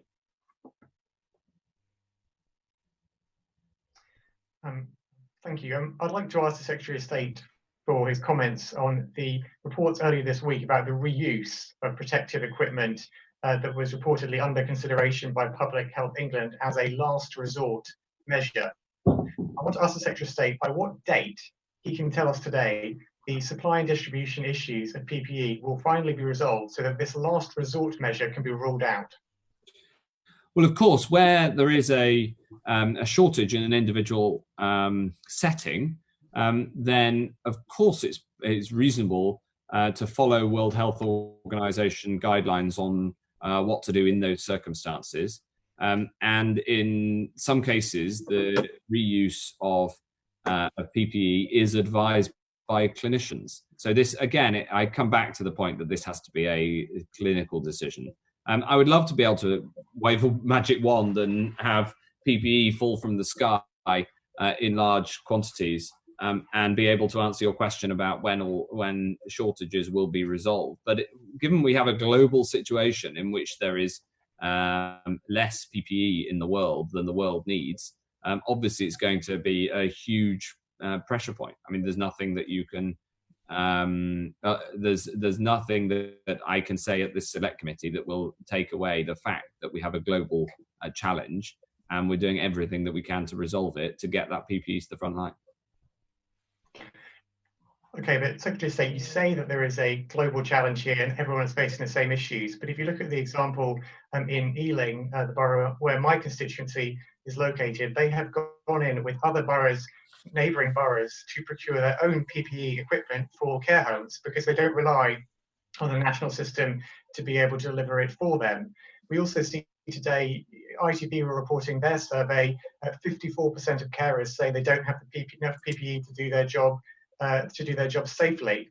And what I would like to ask you is that, how can we trust the figures that you're giving out about what's going on in care homes when what's being reported from the front line is so different from what you're saying? That survey I referred to said that 42% of carers said that they were looking after residents with suspected COVID-19 cases, but you said only 15% of care homes had recorded cases. Now, I appreciate the lack of testing means you may not know the true numbers, but won't you admit that your 15% looks like a substantial underreporting of the true case on the ground? There's so many things I need to just correct in that question. If I just go through it, the first thing is I think it's terrific when a local organisation is able to get hold of their own PPE. After all, other than in these extraordinary and unusual circumstances, the whole social care sector gets its PPE that it uses as standard from normal commercial sources. Likewise, many hospitals get their PPE from all sorts of different routes, not just the NHS supply chain, which is the national system, but get it from abroad, get it from local manufacturers. That's terrific. This is that is part of the system working. So I pay tribute to the way that Ealing are working, and I hope you would too. On the point about numbers of cases in care homes, I would expect that figure that currently the latest public figure is that 15% of care homes have an outbreak, and by that an outbreak means 2 or more cases. I would expect that figure to rise. The figure is in fact robust in terms of its measurement, because we do test residents in care homes when they're symptomatic, and we've so far tested over 10,000 residents of care homes when they're symptomatic. So it's not true to say that we haven't hitherto been testing residents in care homes. So, this is a really, really important area to get right, but it is important to base it on the facts. Paul Bristow. Secretary of State, there have been reports that state manufacturers in the UK who are now making fantastic efforts to produce PPE are finding it takes weeks to get their kit certified. I just want to ask, is that the case? And if so, can this process be speeded up? Yes. Or where there are particular shortages, perhaps even waived? Well, this is really important. And it's true that PPE should be certified by Health and Safety Executive according to the existing rules. And we have worked hard with the Health and Safety Executive to speed up that certification program. And in some cases, especially of relatively large consignments coming from abroad, the Health and Safety Executive have worked rapidly to certify. But if there's individual cases where that's gone slowly, I'd be very happy to look into it and to work with the Health and Safety Executive to make sure that it works properly. But you and rapidly. But you raised another really important point, Paul, which is that the domestic manufacture of PPE is a critical part of us building up our capacity. And I pay tribute to the companies that have already moved over some of their domestic manufacture to PPE, not just Burberry and Barbour, who we hear about from their clothing manufacture, but also things like Diageo turning some of their alcohol production into hand gel. Because although it's less of a problem now, we did have a big shortage of hand gel a couple of weeks ago, and Diageo came to our rescue because hand gel is largely based on alcohol. So that's so there is this domestic effort, this national effort to make PPE is really important. And when you have a global shortage, even though of course we started with a massive stockpile, we've run through that stockpile, not entirely, but a large part of it.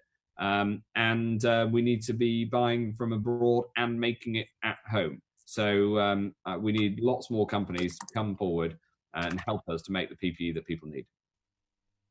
Thank you. Clive Betts.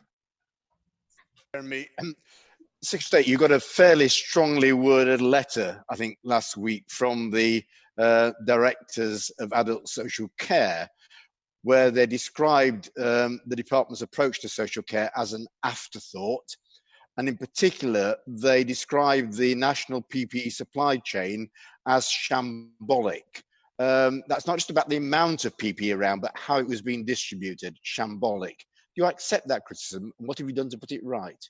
I don't. I thought the letter was a bit unfair on the people who work in my team, who are doing everything in their power to get PPE to the front line. As I said before, with the support of the Army Logistics Corps, who are amazing, and changing a distribution model from distributing to just over 230 hospitals to delivering to 58,000 different locations is a mammoth, huge task. And so, and the truth is that a very high proportion of local authorities have played a big role in that. Also, since that was published, we've published the Social Care Action Plan, which we were working with ADAS on and addresses many of the points that were made in the letter. So I hope that we've made some progress. So you think the supply chain is working well now? I would say that the supply chain is working very hard, Clive, to get all of the PPE to the front line where it's needed.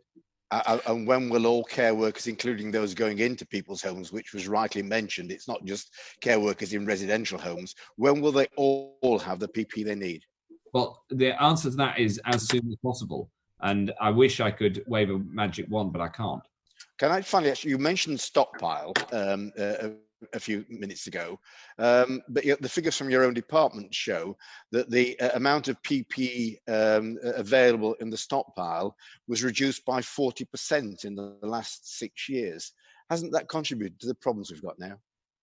Well, no, I think that was unfair, but it's a tricky question for me to answer. It's the first time this has happened on this select committee, Clive, because that was before I was Secretary of State, but I may have to defer to the chair, but I did ask the officials to look into this, and they found that accusation not to be fair and not to be a reasonable accusation to level either me or my predecessor. Okay, so you say the figures are wrong? I'm saying that particular accusation, which I'm aware of, we've looked into and it's not right.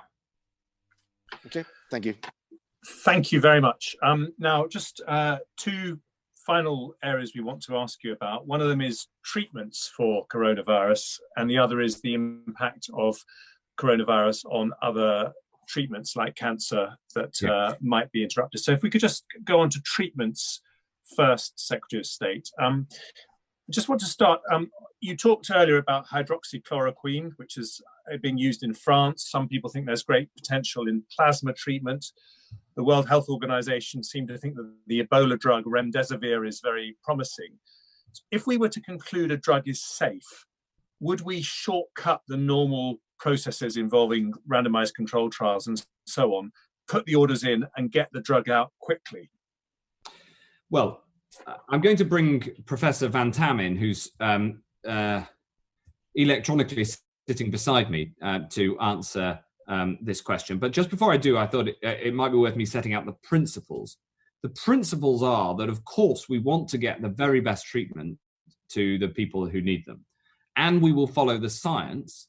And the science is best supported by having rigorous analysis of which drugs work. And thus far, there have not been any clinical trials that I am aware of around the world that have conclusively proved the value of these different drugs. However, we have started to use them on patients here in the UK because the early evidence, which is not verified evidence, shows that they have some value. But all drugs also have downsides. And so the approach we've taken here is that, yes, to get people access to these drugs, but to do it within the structure of trials to make sure we also get the evidence of what works. For instance, you mentioned remdesivir. I saw some evidence just this week about the value of that particular drug, but when it was interrogated, you found that there wasn't a base against which it was compared. And therefore, it wasn't the full science has not yet been concluded on drugs like that. So yes, get the drugs to the people who need it, but also make sure that it's done in a way that's structured and we can get the proper scientific verification out of it.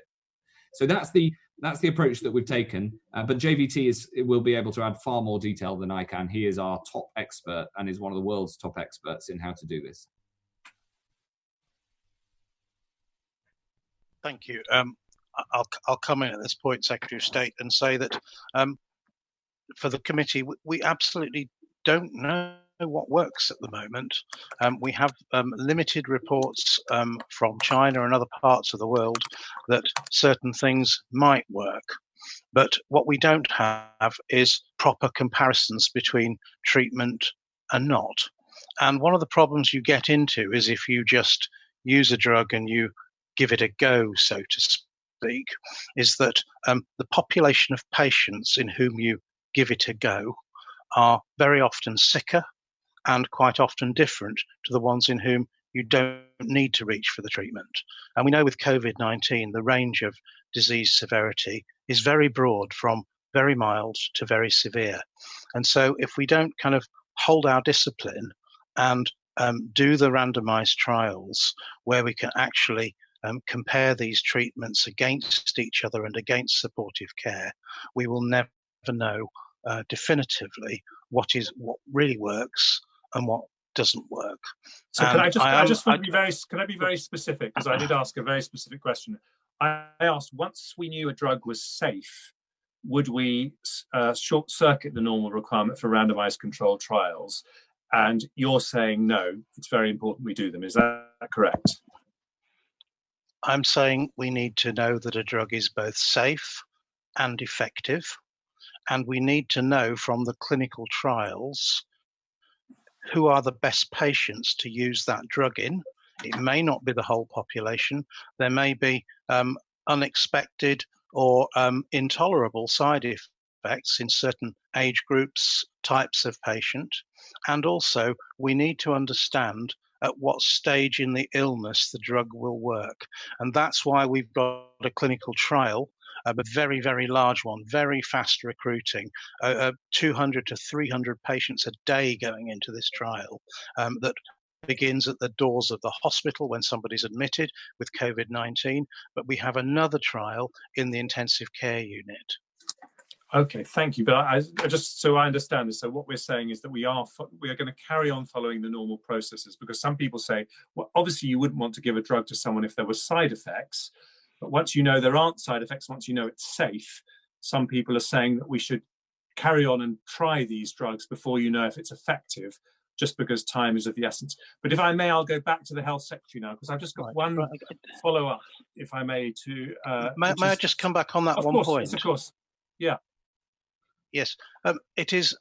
You talked about safety in terms of side effects, but it is also possible that some of these drugs may worsen the outcomes of COVID-19 itself. And if we don't do the trials, we won't get on top of the side effects, which for the common drugs such as hydrochloroquine, frankly, at this point, we already know. But we won't get on top of whether the effects are zero, positive, or negative. And whilst it's highly unlikely that we're going to get negative findings, one can't actually rule it out with a totally new illness until we do the science and understand what works, what harms, what doesn't. Thank you. So I've got the message. It's a belt and braces approach. Could I go back to the Health Secretary? Jeremy, it's not just a minute. It is not a belt and braces approach, because we are allowing people to have access to these drugs. We are doing it within a rigorous scientific structure. That is the correct approach. It is not belts and braces because we're accelerating the clinical trials, as JVT says, much faster than usual, and allowing people access. But doing it within a structured approach is undoubtedly the best way forward. Okay. I just had a brief question about a letter that Sir Robert Francis has written to me, which he's also copied you on. Now, this is about the concerns of doctors essentially worried about having to play God if they had to make a choice between two patients and there was only one intensive care bed or one ventilator available. And luckily, at the moment, the capacity seems to be holding up, and long may that last. But his concern was that there isn't a national framework which allows doctors to make those choices, so they could be subject to criminal action at a later date for not giving someone the care that they clinically needed. Now, Professor Powis told the Select Committee a few weeks back that national guidance would be issued. As I understand it, it hasn't yet been issued. Could you just give us an update on that? Well, the good news, Jeremy, is that we don't need to issue the guidance.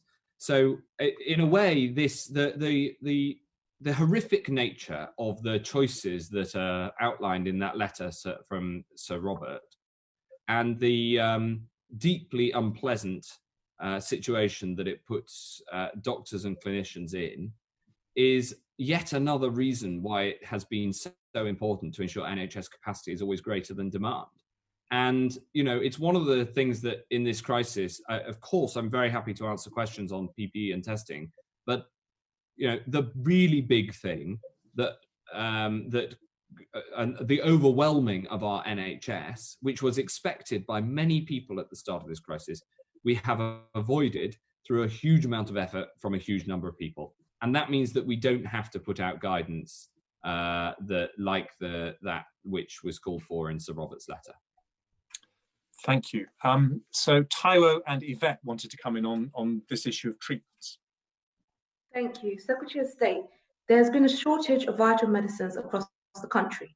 This is particularly affecting patients with rare or complicated diseases, such as children with severe epilepsy. Now, in order to prevent such patients from being hospitalized or needing intensive care, will you use your emergency power to help these vulnerable people and provide the funds needed to meet the prescription costs of drugs such as medicinal cannabis in this crisis? Well, thank you for that question. I suppose, as the question demonstrates, there are always challenges with access to some medicines. For instance, over the summer we had a problem of access to HRT medicines, which was very significant for the women affected because of a problem of supply in a factory in Germany, and we worked very hard to address that. And so there are shortages from time to time amongst the 12,500 medicines that are used in the UK. Now, on medicinal cannabis, the position has not changed since we last improved it and allowed for the importation and changed the border rules around importing medicinal cannabis products. So it's an important question, but it's separate from COVID response, and we have made progress over the last year on that. Again, it comes down to having the right evidence for the both effectiveness and safety of the drugs. There is a COVID specific challenge, which is that clearly the drugs needed around the ventilation of a patient have been much in demand across the world over the past couple of months. And we have in the UK, we did put out one alert to recommend the switching from one particular intensive care drug to another one that had exactly the same clinical effects. And so it didn't have any impact on patient safety at all. That's exactly the sort of thing that you do when there's a biosimilar drug available that, but under a different branding, for instance, when there's a shortage protocol.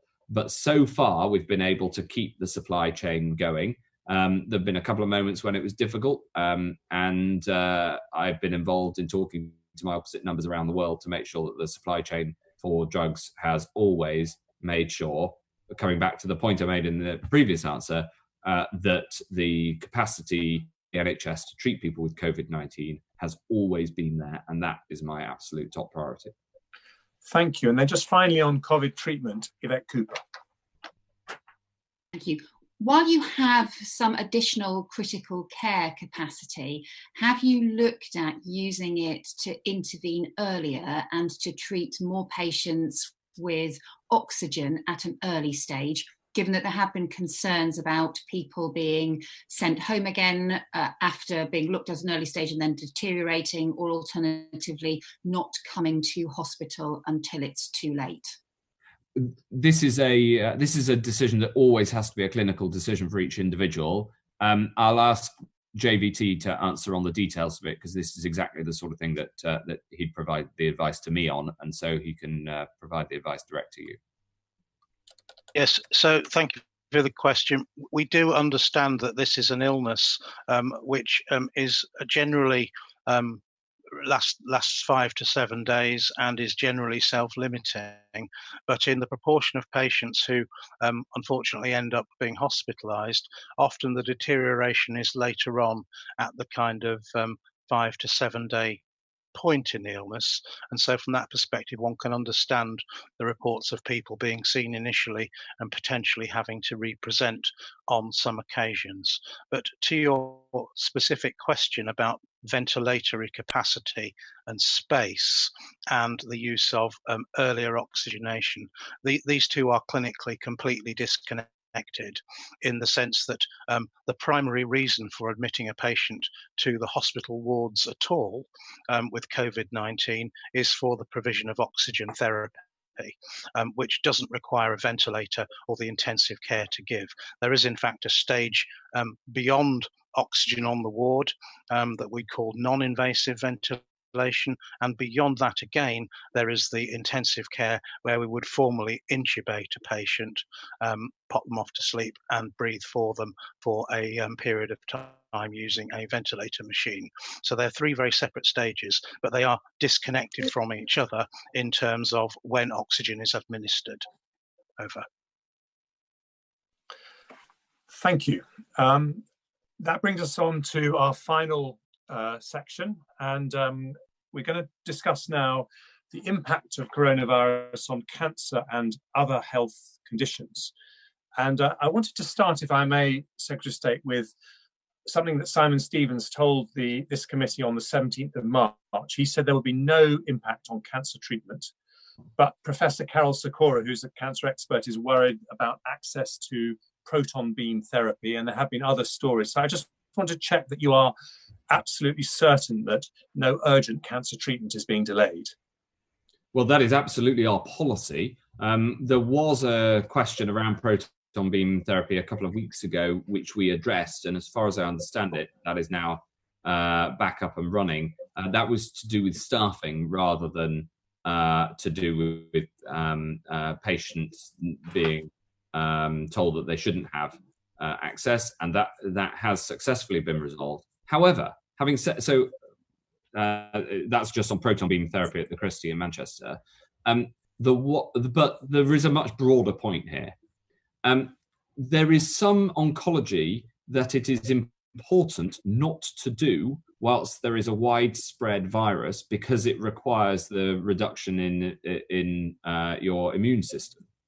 And no matter how well shielded somebody is, to take somebody's immune system down to close to zero, which is what some cancer treatments require, and in the current circumstances when a deadly virus is prevalent amongst the population, that would be a mistake and the wrong thing to do.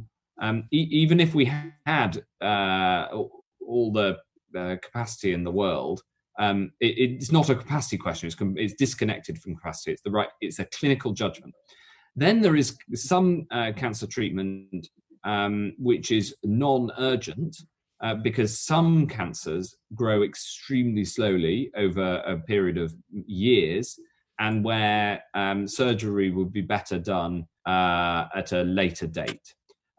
So those are both, I think, correct policy decisions. Obviously, where the individual clinical decision is taken by the clinicians of the patient, but the policy in those two cases is to avoid at this moment taking forward the treatment.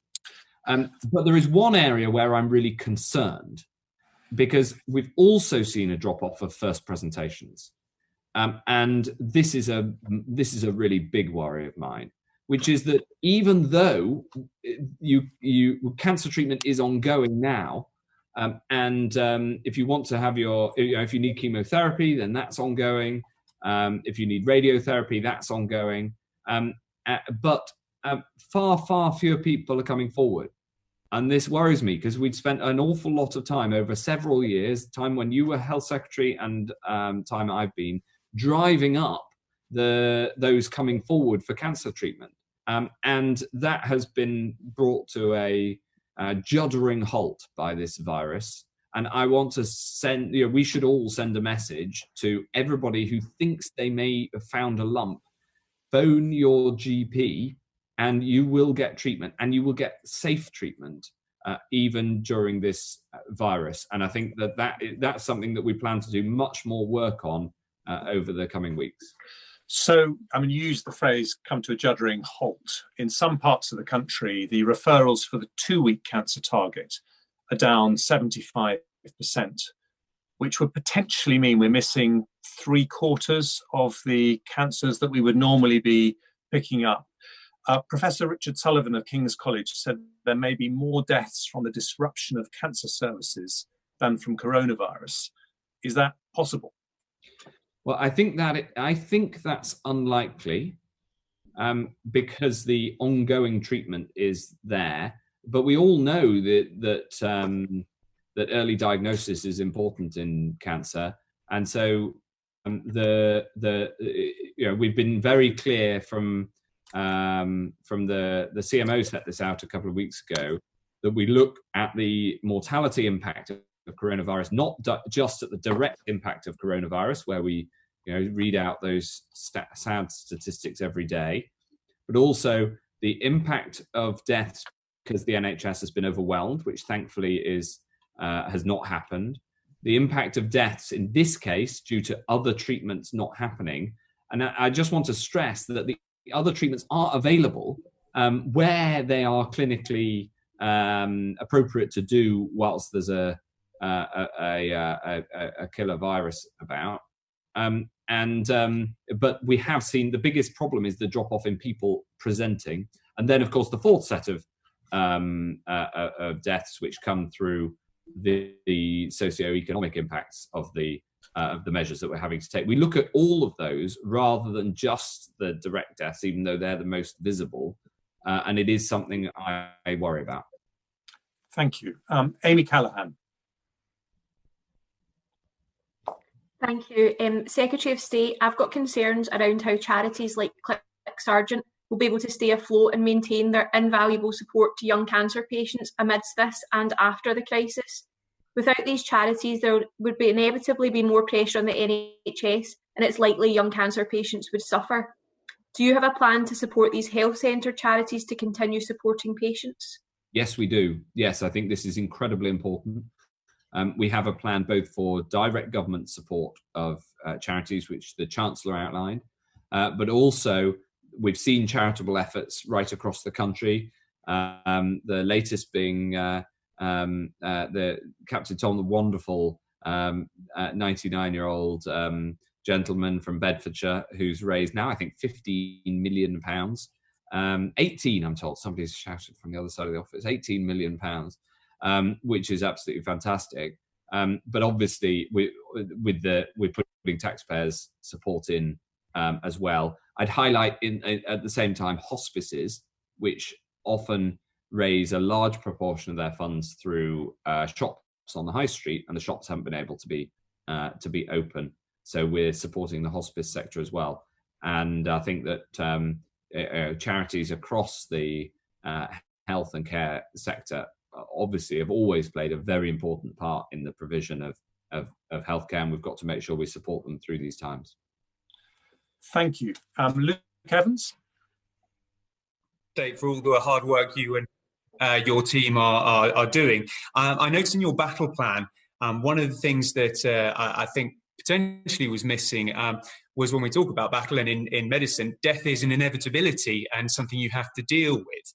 I just wondered, you've put in a Herculean effort to get the ITU spaces and the ventilators. However, a lot of people who will suffer from coronavirus and indeed other conditions will never make it onto the intensive care unit.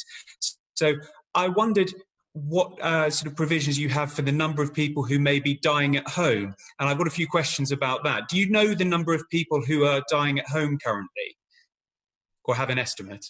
Well, we do know the number of people who die outside of hospital, and they very largely die at home. It comes back to the very first exchange with the chair on the number of deaths reported. They're reported through ONS because we have to collect the data from the death certificates.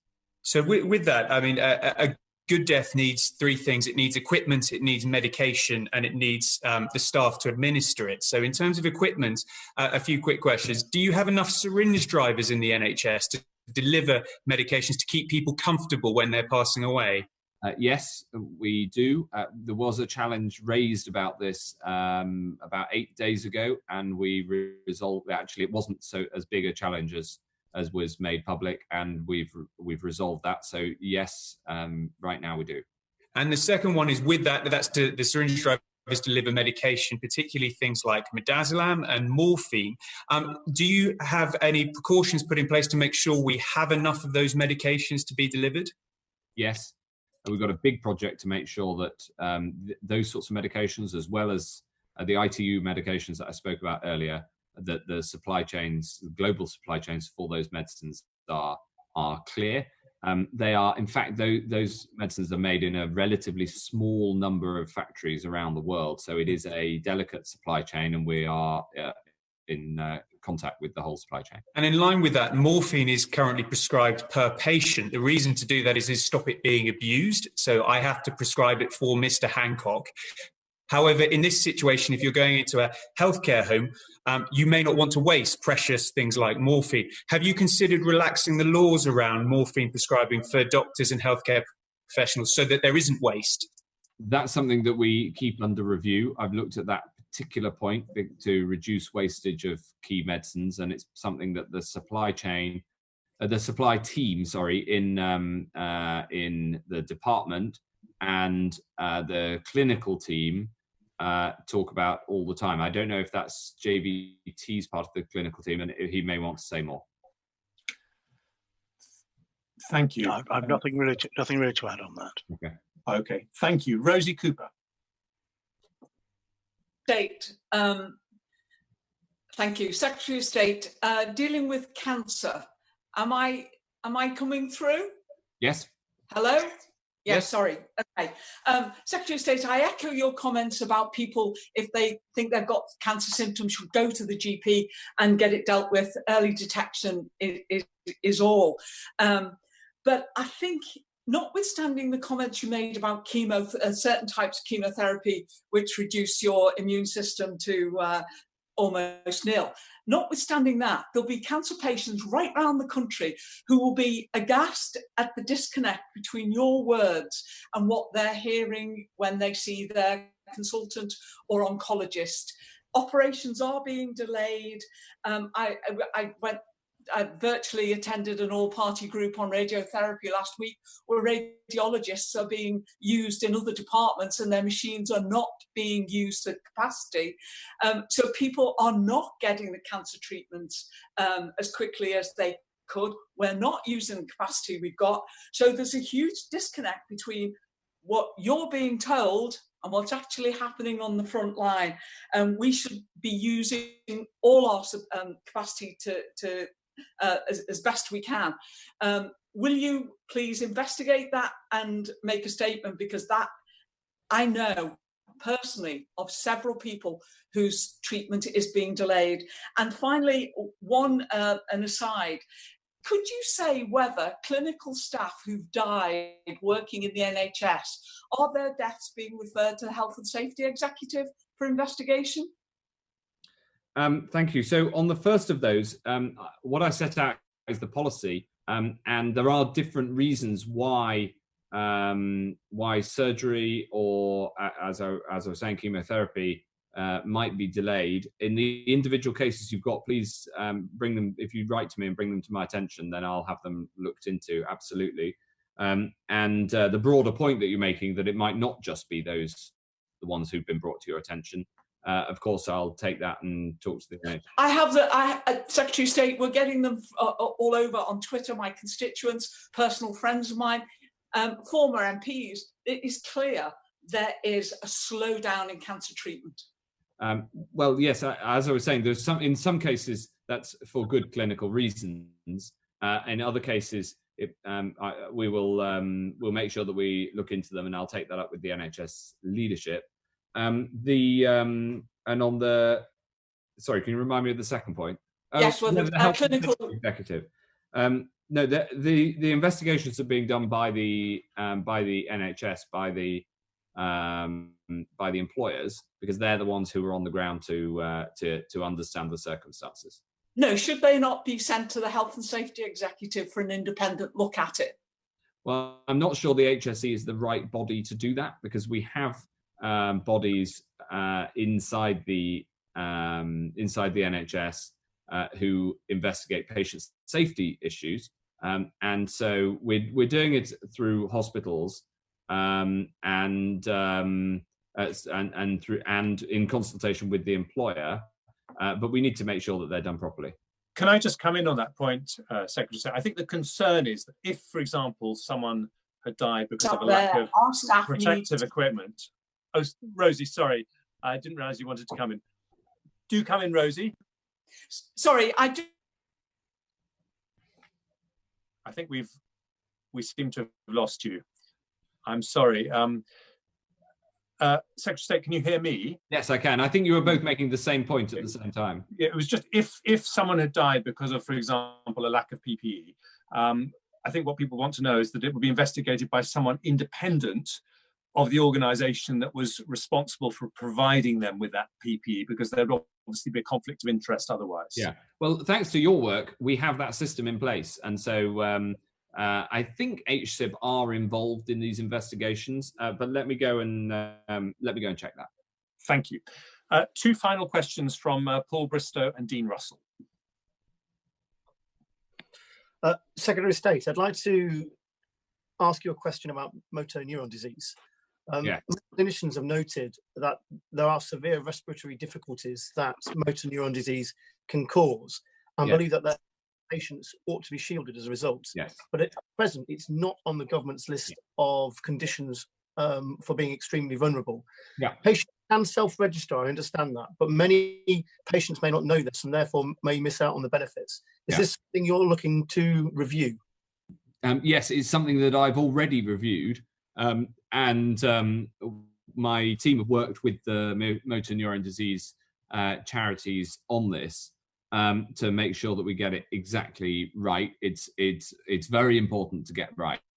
And my initial instinct was to say, well, of course, motor neuron disease should be on the list, but the clinical advice is that there are many stages of motor neuron disease, and whilst those in the later stages are almost always going to need to be shielded because of the impact of the disease on them, that isn't the case at all stages. And the thing about shielding is that it is a very significant burden on those who we are advising to shield. Not to leave your home for 3 months is very significant.